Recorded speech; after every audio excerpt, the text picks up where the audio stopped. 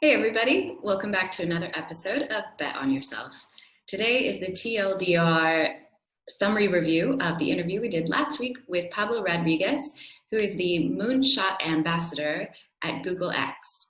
That is where they do fun projects like driverless cars and Wi-Fi and all kinds of things that are inventing the future of our world.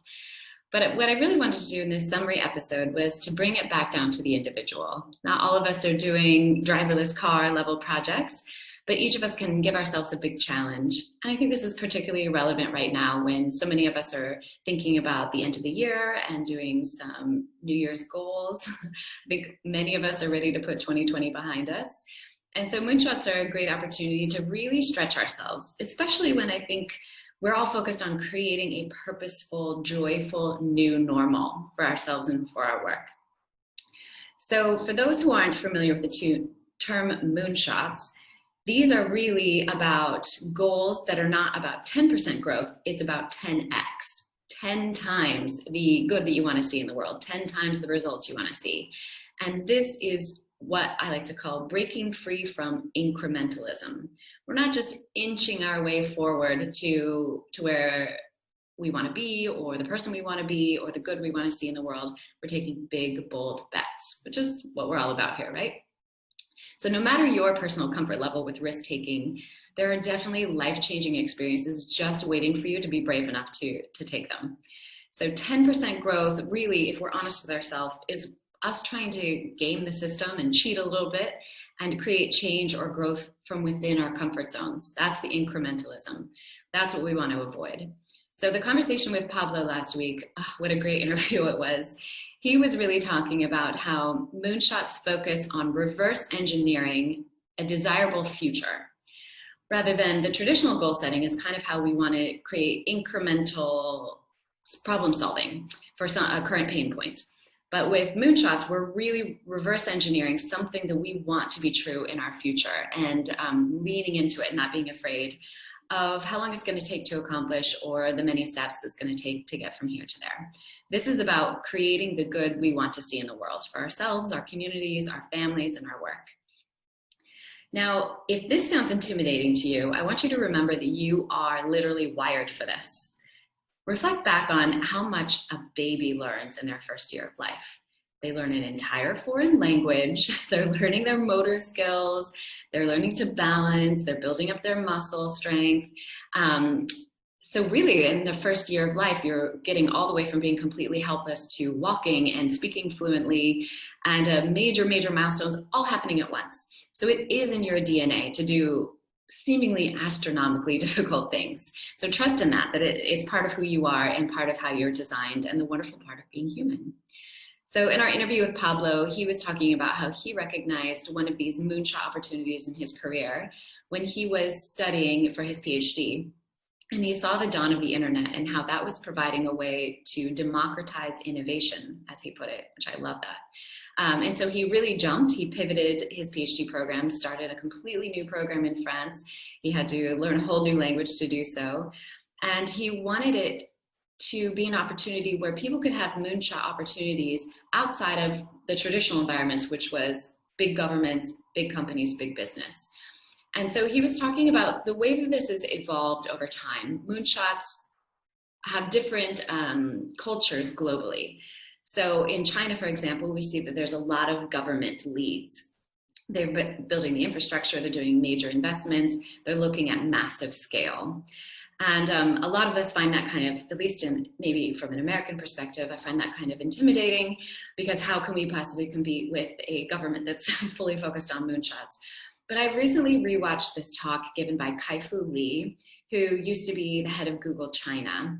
He is one of the nicest humans you could ever meet. And he has an amazing TED Talk about artificial intelligence that I hope you will pause and Google and watch that right now, because Kai-Fu really gives it this comforting, inspiring, heartwarming, human touch at the center of where he sees AI evolving. So then, as an American, I've seen the United States has really focused on the institutions and universities as being a hub around our moonshot efforts. This is changing a little bit now in the Silicon Valley environment, but this is characterized really by experiencing a frictionless and very people-focused approach to Moonshots. The community is very generous with each other. They share their information, their lessons learned, even with other people around them who might be their competitor tomorrow. It's a really supportive environment, and it's one that scales really easily because it's so collaborative. And then here in Europe, where I live now, it's very community-based, which I find really, really fun and nice as an American to insert myself into. But it's definitely at a different pace. It's much more reflective. They ask themselves really hard questions, very thoughtful on how they're going to make an approach. It's a little slower to market, but it has a wonderful focus, even in these early stages where I think American entrepreneurs just jump in while it's still in full chaos. So all of these approaches I think are important and add to the community of Moonshot thinkers. So how does this apply to us normal people? I'm definitely not inventing driverless cars or anything in that scale, but there are definitely things that we can do on an individual level to adopt this mindset of moonshots. So the first is really, for me, I like to focus on a goal for myself, especially now as we're thinking about a coming year of 2021, to set a goal that's going to take more than 1 year to accomplish. Now, I talked about this a little bit in the newsletter last week. I like focusing on these long-term goals because it requires a lot of grit and collaboration. I have no choice but to reach out to people who have taken a few more steps down that road than I have, or to lean into things that I don't understand and really focus my learning and how I'm spending my time on a particular theme. And this is also the most rewarding parts of my life. When I look back of moments in my life where I'm really proud or was the happiest, it's when I was working towards something hard, but really meaningful. I've learned a few foreign languages. Right now, I'm trying to get past just conversational level Spanish. And that really brings so much joy because you open up a whole new world of influences and kindness and experiences and opportunities by doing these really big goals. So for you, it might be running a marathon for the first time, or maybe learning a foreign language, or starting your own business, or building up a newsletter, or publishing your first book, which is another one of my current moonshots. So these are really big goals. These are 10x goals. This isn't 10% incrementalism. It's really taking ourselves in a giant leap forward from where our current comfort zone lies. And when we're trying to do that in a team environment, maybe at your work, or if you're a leader in an organization, or if you have an individual goal and want to create a community around yourself, in the interview with Pablo, he gave us 5 very important key elements to have when taking on a moonshot level project. And for him, this really comes down to creating alignment around an issue or a cause that's important to you. So the first is radical diversity. Radical diversity is about inviting, seeking out, and listening to as many diverse voices as possible in every definition of the word diversity, from seniority or experience, background expertise, maybe they have a different cultural angle than you do, but really inviting this rich experience of influences that can inform the decisions you're making. The second key is to create an environment that pulls everyone out of their comfort zones. So if you're doing this in a team, set some really big team goals and give everyone permission to have a little bit of a messy middle as we all figure it out together. Or if this is an individual goal of yours, seeking out a group of like-minded people where you can keep each other accountable for your big goals and reward each other through support for getting outside of your comfort zones.